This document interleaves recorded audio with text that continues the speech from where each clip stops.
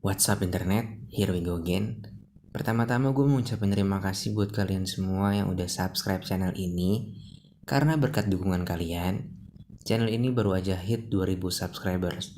Oke, jadi kali ini kita bakal ngebahas alur cerita film yang berjudul The International, yang dirilis pada tahun 2019 dan bergenre action.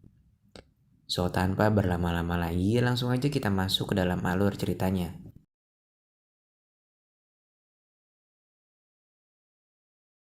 Film dimulai dengan percakapan antara Agent Louis Salinger dan Agent Tommy. Mereka adalah partner kerja yang cukup sering melakukan pekerjaan secara bersama-sama. Dan saat ini, mereka sedang menangani kasus International Bank of Business and Credit atau disingkat IBBC yang diduga kuat memiliki kaitan dengan serangkaian kejahatan yang terjadi di seluruh dunia. Ketika Tommy pergi dari mobil Louis dan hendak akan menyeberang jalan, tiba-tiba saja Tommy muntah-muntah dan lalu terjatuh.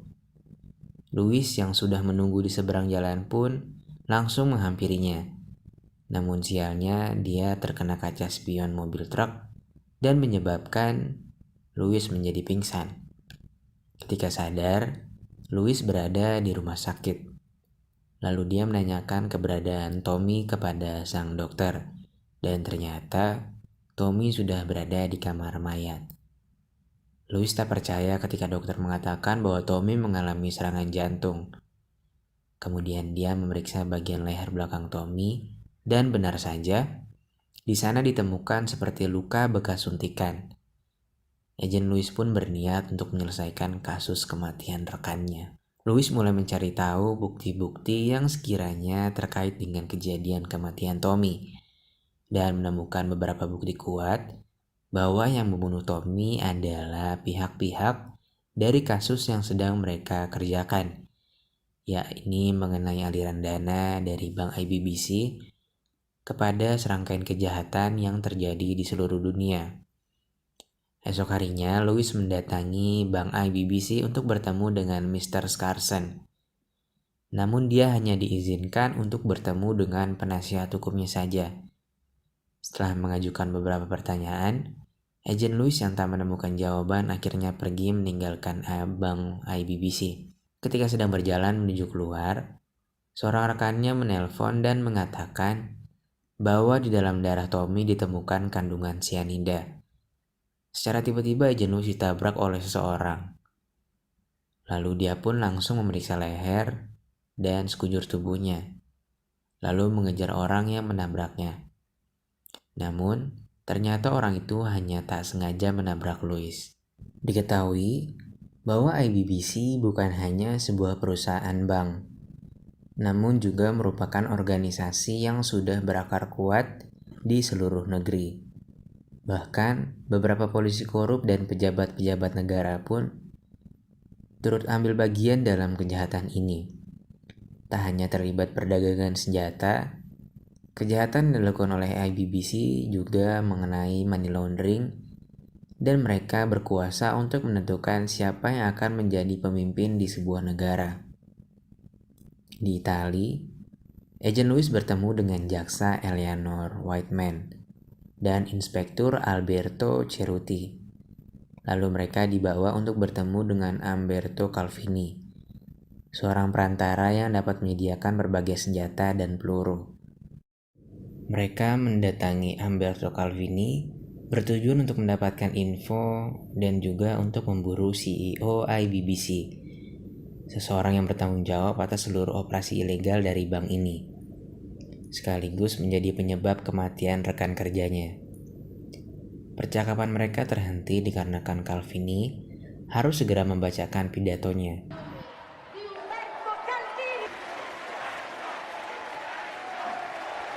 Dan tiba-tiba, seorang sniper yang sudah siap membidik Calvini dalam pidatonya akan menembak dirinya.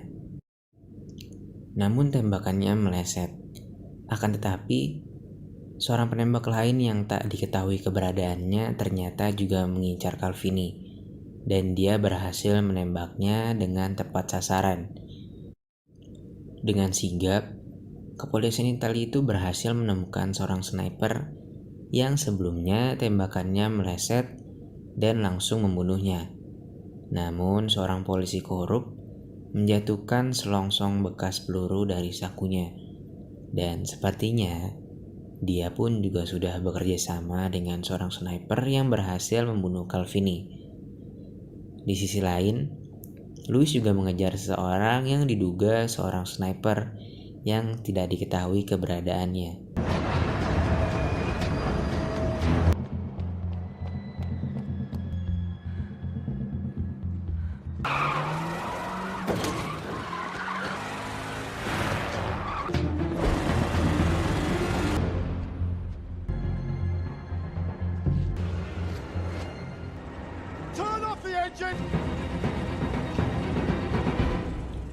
Pada malam harinya, Louis dan jaksa Eleanor memeriksa tempat kejadian perkara.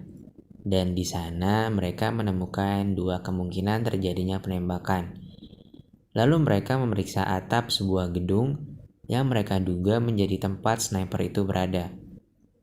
Lalu memeriksa jejak langkah si penembak itu. Diketahui bahwa sepatu yang digunakan alasnya terbuat dari besi. Lalu tak lama kemudian, Kapten Barilo atau polisi korup datang dan memerintahkan Agen Louis, jaksa Eleanor, dan Inspektur Alberto untuk tidak melanjutkan penyelidikannya. Dan memerintahkan Louis serta jaksa Eleanor untuk kembali ke negaranya, yaitu Prancis. Ketika di bandara, jaksa Eleanor teringat bahwa sepatu yang terbuat dari besi itu pasti akan berbunyi ketika melewati metal detektor. Lalu mereka memeriksa rekaman CCTV. Mereka pun berhasil menemukan rekaman CCTV itu dan menduga kuat bahwa dia adalah penembaknya.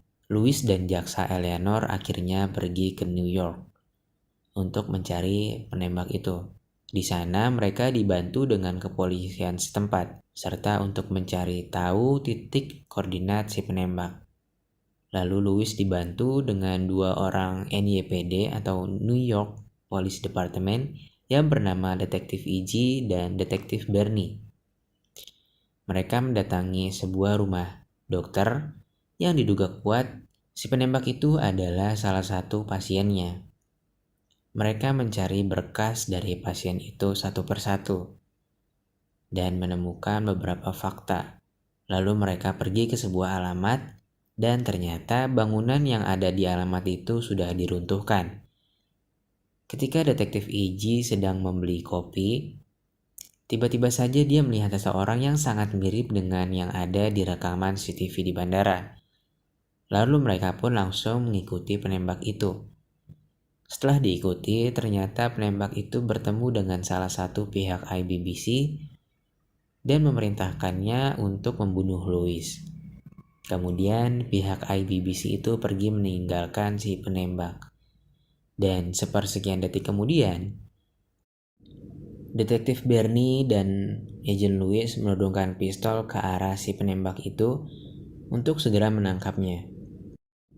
Namun tiba-tiba, sekelompok orang bersenjata datang dan menembak Detektif Bernie serta si penembak sniper itu. Ketika Louis akan membunuh si penembak itu, si penembak mengatakan bahwa mereka harus bekerja sama untuk menghabisi kelompok bersenjata tersebut. Dan terjadilah aksi seru.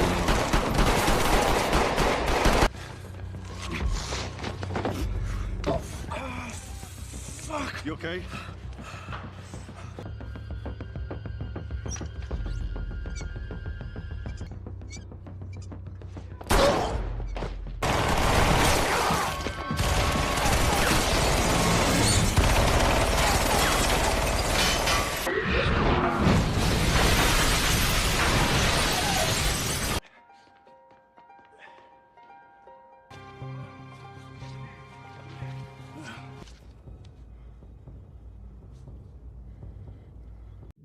Pada malam harinya, Agen Louis bertemu dengan seorang pihak IBBC yang sebelumnya ternyata sudah ditangkap oleh Detektif E.G. Pria itu adalah seorang mantan kolonel bernama Wexler. Lalu Louis pun menginterogasinya. Mereka membuat kesepakatan untuk dapat menangkap CEO dari IBBC. Lalu membebaskan Wexler setelah CEO IBBC tertangkap. Dan ternyata CEO IBBC adalah Mr. Scarson. 2 hari setelahnya, Wexler dan Mr. Scarson mendatangi pemakaman adik Ahmed Sunai di Istanbul. Sekaligus, Scarson akan melakukan hubungan bisnis dengan Ahmed Sunai. Lalu mereka terlihat sedang bernegosiasi perihal pendanaan pembelian senjata. Setelah selesai bernegosiasi, ternyata Wexler dibunuh oleh orang yang tak diketahui. Dan Scarson pun pergi begitu saja meninggalkan Wexler ketika tahu bahwa dia sedang dibuntuti oleh Louis. Dengan tenang, Louis mengikuti Scarson yang mencoba untuk melarikan diri.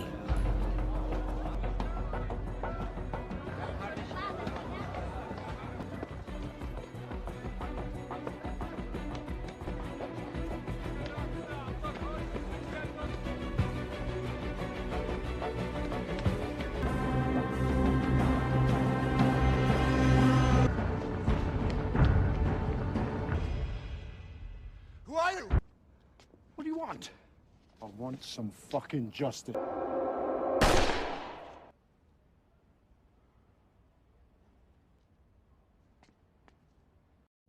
Pria itu ternyata adalah keluarga dari orang yang sebelumnya telah dibunuh oleh Scarson melalui pria bersniper.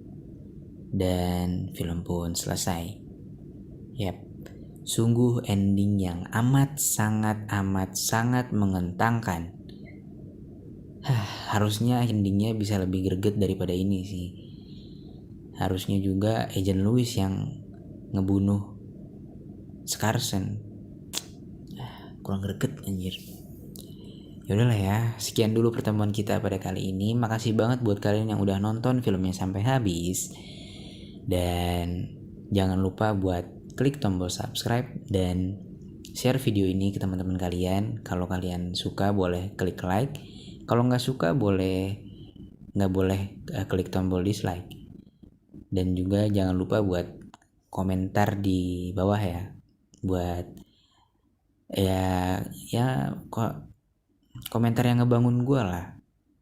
Karena gue kan masih baru juga di YouTube kan. Oke, sekian dulu pertemuan kita pada kali ini. See you.